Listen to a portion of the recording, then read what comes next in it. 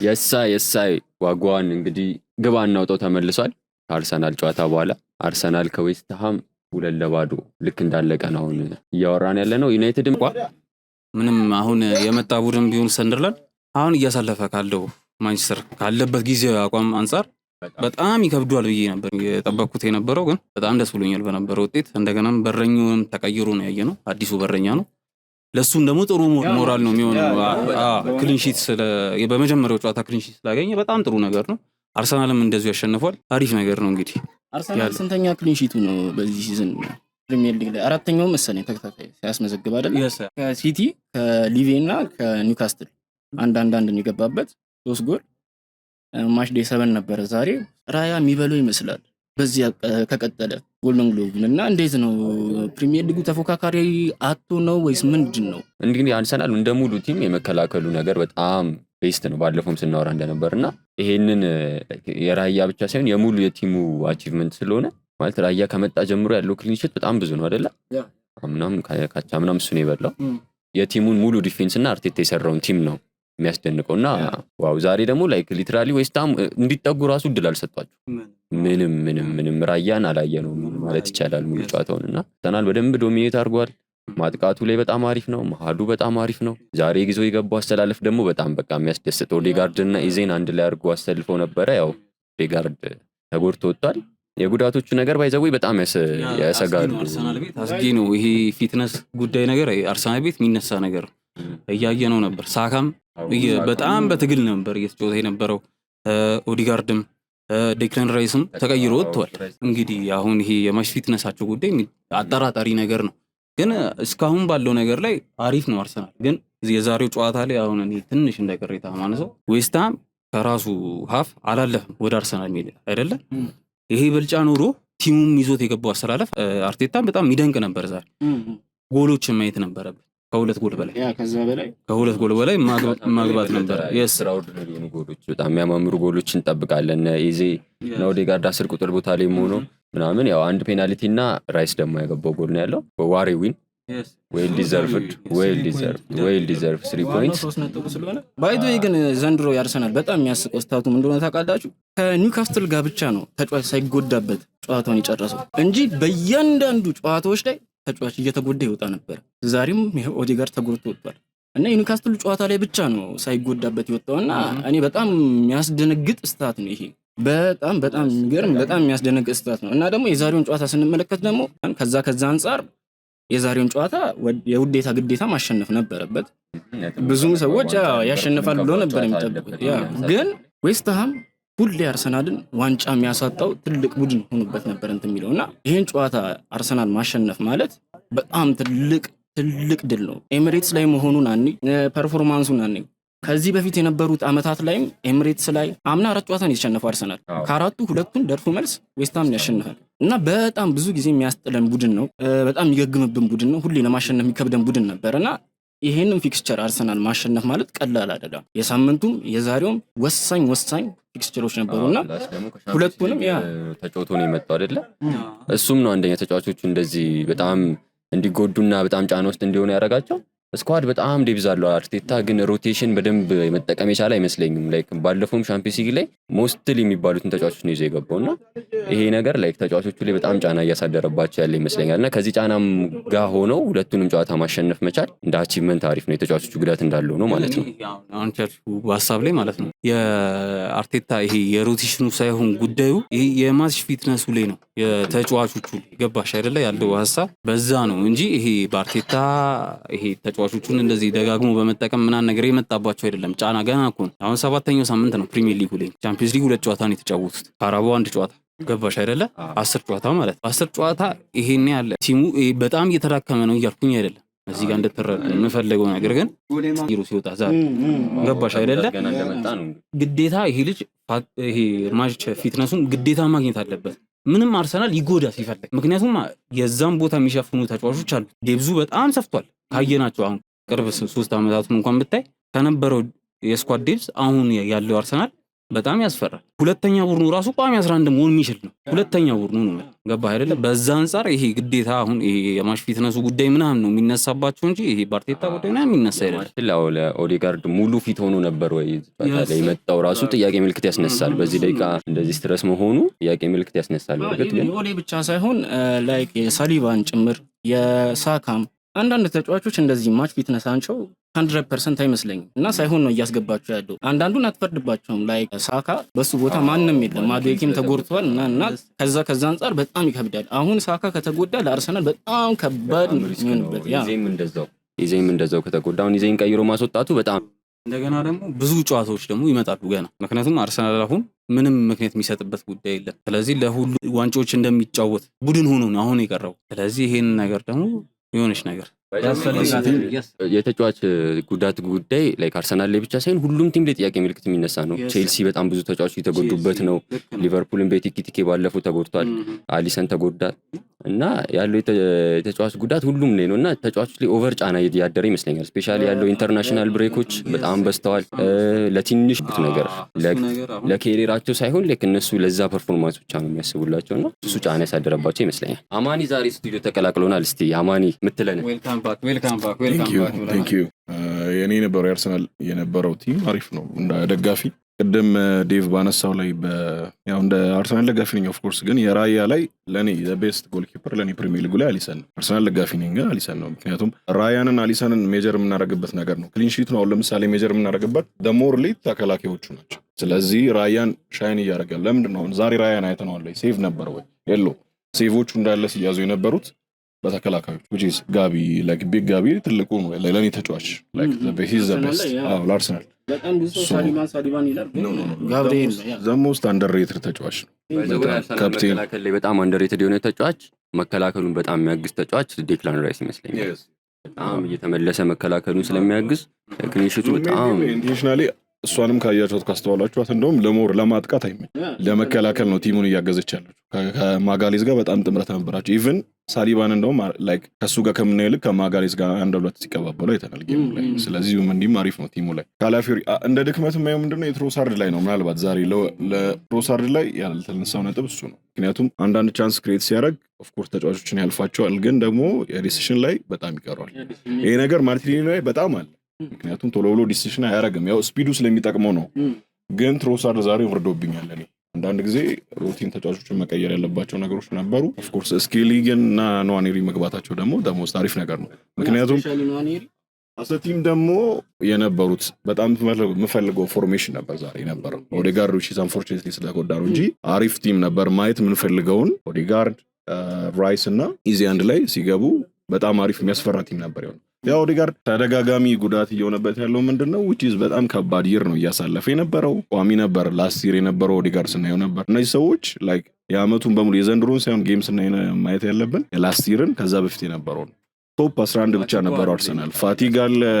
እነዚህ ደግሞ ላይክ ናሽናል ቲም the best የምንላቸው ናቸው። ስለዚህ ሬስቴል ስለዚህ ተጫዋቾቹ the more like burnout እያደረጉ ነው እያሉ ለወደፊት በጣም የሚያስፈራው አርሰናል የግድ ዋንጫ መብላት አለበት የሚባለው በዚህ 2 አመት ውስጥ እነዚህ ተጫዋቾች በርናውት ማድረጋቸው አይቀርም። ምክንያቱም ደሞር ፋቲግ አለ፣ ፕሪሚየር ሊግ ተጫውቶ ያሉት ጉዳት አለ። ደሞር ሳካ እየተመታች ነው ያለችው፣ ግን አሁን ዘንድሮ ሳይሆን ጉዳቱ ደሞር እየቆየ ነው የሚሆነው። ስለዚህ ለዛ ነው አርሰናል አሪፍ ነው አሰቲም ዌስትሃም በመውረዱም ብቻ አርሰናል the best አልነበረም። ለኔ ጥያቄ የሚነሱባቸው ቦታዎች አሉ። ለምሳሌ ዮኮሬስ ብዙ ኳስ እየደረሰው ያለ አይመስለኝም። በትሮዛርድ በኩል ጭራሽ በጣም ክፍተትም ነበር ቅድም እንዳልከው። ግን ኢዜና ኦዴጋርድ አንድ ላይ ሲገቡ በደንብ ጠብቄ ነበር። አሁን ዮኮሬስ የሚያስፈልገውን ፕሮቫይድ ያገኛል ብዬ ጠብቄ ነበረ። ግን ብዙም እኔ አሁን እንደ ሀሳብ ማነሰው አሁን አንቺ ባልሽው ላይ አማንዬ ትሮዛርድ እናውቀዋለን። ይሄ ቋሚ ሆኖ መጀመር አይችልም። ልጁ ተቀይሮ ሲገባ የሚፈጥራቸውን ነገሮች አይተናል። ብራይተንም እያለ አይሳይተው ብዙ ነገሮች ቤልጂየም ለሀገር ሲጫወቱ አይተናል። ግን አሁን ዛሬም አሁን ጥሩ ነበረ። ግን እኔ እንዳሰማነ ሰው መሀል ላይ ኢዜና ኦዲጋርድ ማለት እንደ ልብ ያላየንበት ምክንያት የኦዲጋርድ ጉዳት ተነሳ አይደለ? እሱ ጉዳቱ ወዲያው እንዲቀየር ምክንያት ነው። ግን እዛ ጋር ዙቢሜንዲን ከሚያስገባ ኢተንን ቢያስገባት ሞር ክሬቲቭ ይሆናል። ገባህ አይደለ? ባኩ ያሳስበህማ አለልህ ራይስ የሆነ አይተኸው እኮ ልትቀይረው ትችላለህ። ኢተንን ዙቢሜንዲ መግባቱ አስፈላጊ አይደለም። አሁን ዌስትሃም ዛሬ ምንም የሆነ አርሰናልን ምንም ለመፈተን ሳይሆን ለምንም የገባ አይመስልም። ዛሬ ሙሉ ለሙሉ በቃ አምነው ገብተው ነው በሎ ብሎክም አይደለም እየተከላከሉ የነበሩትም አይተናቸዋል። እዛም በዚህም ሆኖ ግን አርሰናል የሆነ ጥሩ ነገር አሳይቶናል። ግን በዚሁ መቀጠል አለበት ደግሞ መሻሻል ያለበት ነው ነጥቦች። ያው ዛሬ አርሰናል አሪፍ ነበረ ከሞላ ጎደል። እኔ ትንሽ ቅር ያለኝ ያለፉትን ዓመታት የሚያገባቸው ጎሎች አሉ እንደነዚህ አይነት ቲም ሲያገኝ ቆንጆ እኛ የምንረጋጋበት ከ3 በላይ እያገባ የምንረጋጋበት ነበረ። ግን አሁን ላይ በጣም ጎሎቹ እንቅስቃሴው በሳካ በኩል ነው እና ሳካ ነው ወደፊት እየሄደ መምታት ነው። ግን ትሮሳርድ ማይነስ የማድረግ የማቀበል ሙድ አለ። እሱን አስቦ ነው። በዛ ላይ ዙቢሜንዲ መግባቱ እኔ ካሉት ስኳድ ዙቢሜንዲ ነው ምርጫ የሚሆነው በኦዴጋርድ፣ ምክንያቱም የተከላካይ ማገዝ አቅም አለ። ዙቢሜንዲ መግባቱ ብዙ ቅር አላለኝም ከማስጠበቅ አንጻር ስለሆነ እንደዚህ አይነት ቅያሬዎች አርቴታ ደግሞ በጣም የምናውቀው ካውሽስ የሆነ አሰልጣኝ ነው አይደለ? ቲሙን በቃ ላይ የመከላከሉን ፕራዮሪታይዝ ያደርጋል ከመራ ያንን ለማስጠበቅ ነው። ምክንያቱም ደግሞ ከዚህ በፊት ብዙ እየመራ ውጤቶችን የማጣት ነገሮች ደርሶበት ስለነበር ከነዛ የተማረ በጣም ጫና ይበዛበታል እና ዙቢሜንዲ ትክክለኛ አማራጭ፣ ግን ከፊት ያሉት ሻርፕ መሆን አለባቸው። ዮኬሬሽ አሪፍ እየተጫወተ ነው፣ ኳስ ያገኛል፣ ይታገላል። ግን ያው የእድል ጉዳይ ይመስለኛል እሱ። ግን ሊጎሪዮን ሳካ ቢሰጠው ዛሬ አሪፍ ነበረ ብዬ አስባለሁ። ሳካ ከሚያገባው ይልቅ ዮኬሬሽ ለሱ ቢሰጠውና እሱ ቢያገባ ፒስ ነበረ። ምክንያቱም ለኮንፊደንስ ራሱ በጣም አሪፍ ይሆንለት ነበር። ግን ከምንም በላይ ግን እዚህ ጋር ማስተዋል ያለባችሁ ሳካ ዛሬ 200ኛ ጨዋታውን ነው እያደረገ ያለው። ፕላስ ደግሞ ከዚህ በፊት ትዝ ካላችሁ ዌስትሃም ላይ ነበረ ስቶ ዋንጫ የተቀማ ነው ትዝ ካላችሁ እና ያንን ነገር መመለስ ይፈልጋል። ሲያገባ ካያችሁት ፊቱ ላይ የነበረውን ደስታ አገላለጹን አይታችሁትም። አልተከፋውበትም። ቢሰጠው ደስ ይለኝ ነበረ። ግን 1-0 እየመራችሁ ለዮኬሬስ መስጠት ኢዝ ቬሪ ሪስኪ። አይ ኖ ዮኬሬስ በጣም ሻርፕ የሆነ ፔናልቲ መቺ ነው። ዋን ኦፍ ዘ ቤስት ፔናልቲ ቴከርስ ኦን ዩሮፕ የምትለው አይነት ተጫዋች ነው። ግን ስቲል ከፔናልቲ ቴከር ስኪልነት በተጨማሪ እንደዚህ አይነት ፕሬዠሩ አለ ገባ ኤምሬትስ ላይ ያሁላ ደጋፊ እያየህ የሚኖረው ፕሬዠር ከባድ ስለሆነ ያንን እሱ ላይ መጫን አይፈልግም ሙሉ ለሙሉ ወስዶ።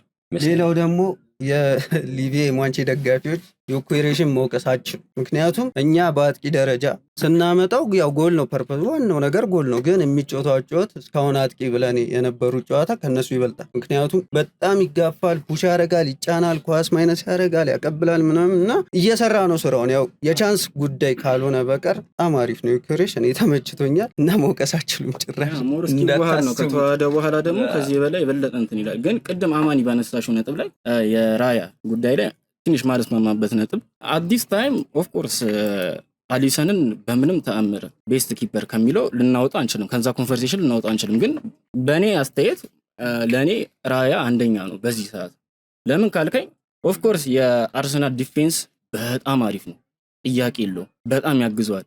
ግን ማስተዋል ያለባችሁ እንደሆነ ታውቃላችሁ፣ የበረኛውን በጣም ንቁ መሆን። ተከላካይ አሪፍ ከሆነ ብዙ ኳስ አይሞከርበትም። ግን ድንገት የሚሞከሩ ኳሶች አሉ፣ ድንገተኛ ሳይታሰብ የሚመጡ ኳሶች አሉና እነዛን ኳሶች ግን እንዴት እንደሚያድን ካያችሁ ወርልድ ክላስ የሆነ በረኛ እንደሆነ ያኔ ታረጋግጣላችሁ።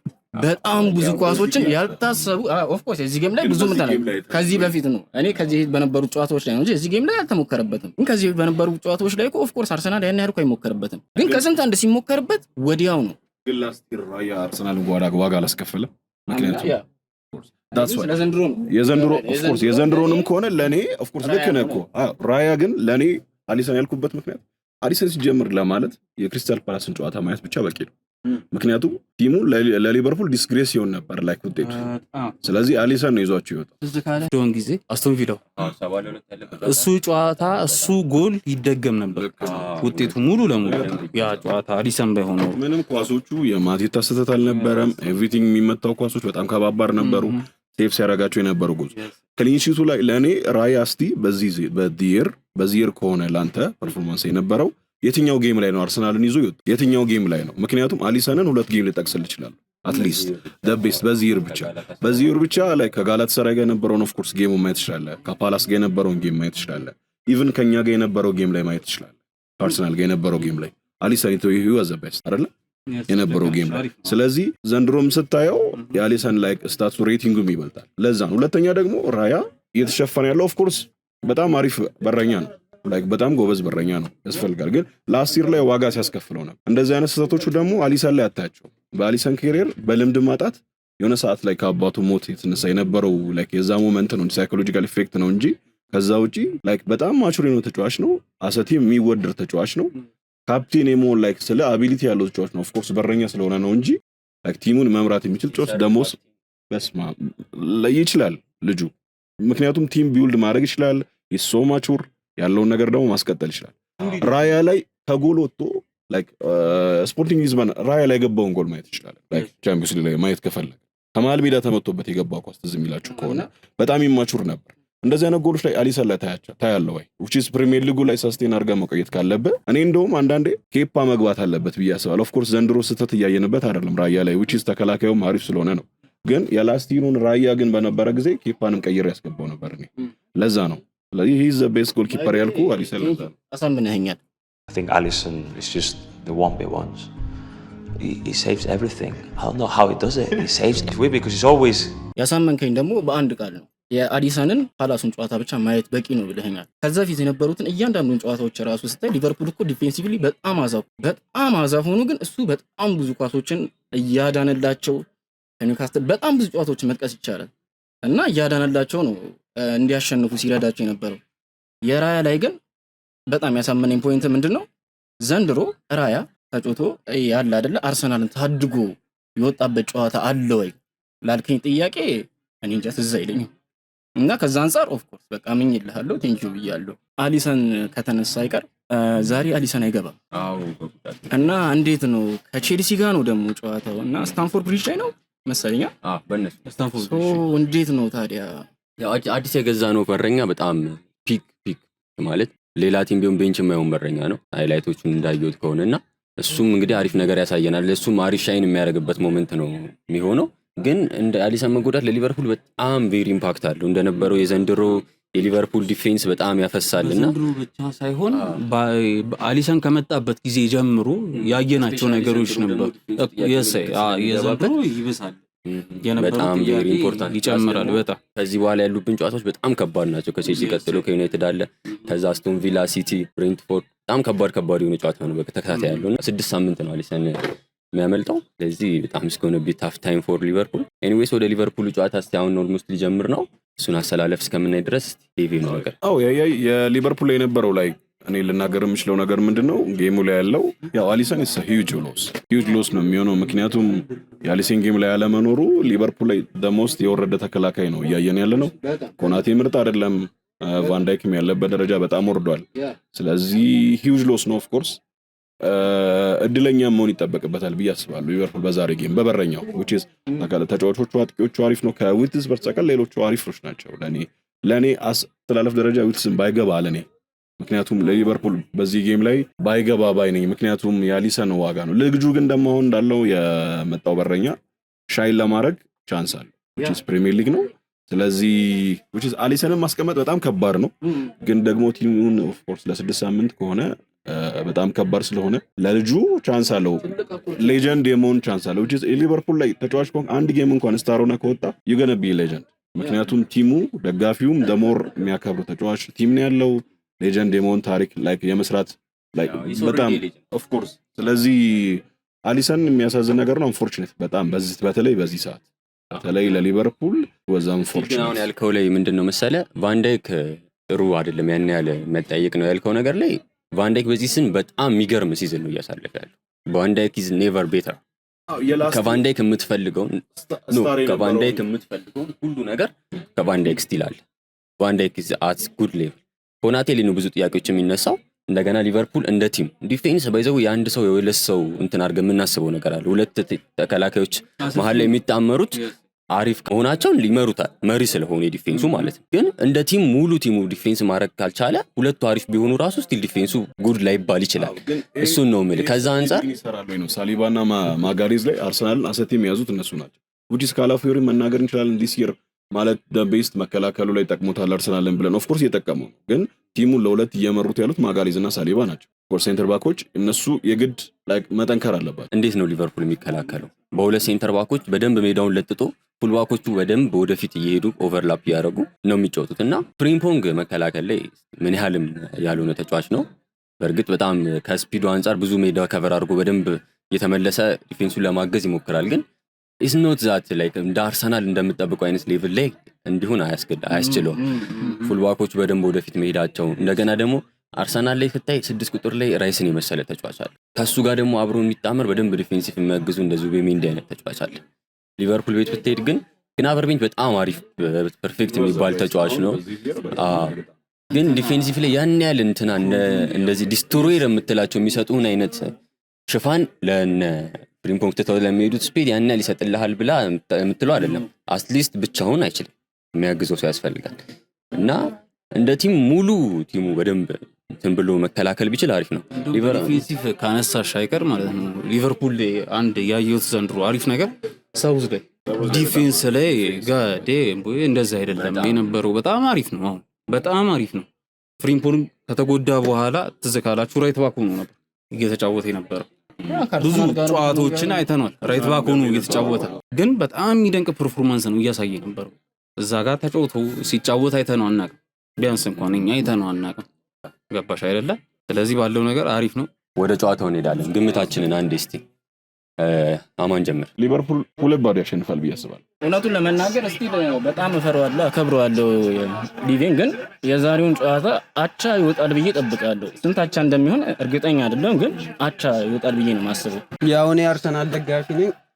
ዛሬ 2-1 ሊቬ 2-1 አንዳች ሊቨርፑል 2-0 ያስቀጥላል ብዬ ነው የማስበው። አይዛክና ሳላ ሁለት አቻ ሪያሊቲና ፋንነትን አውጥተን ብናወራ which is አሪፍ ነው።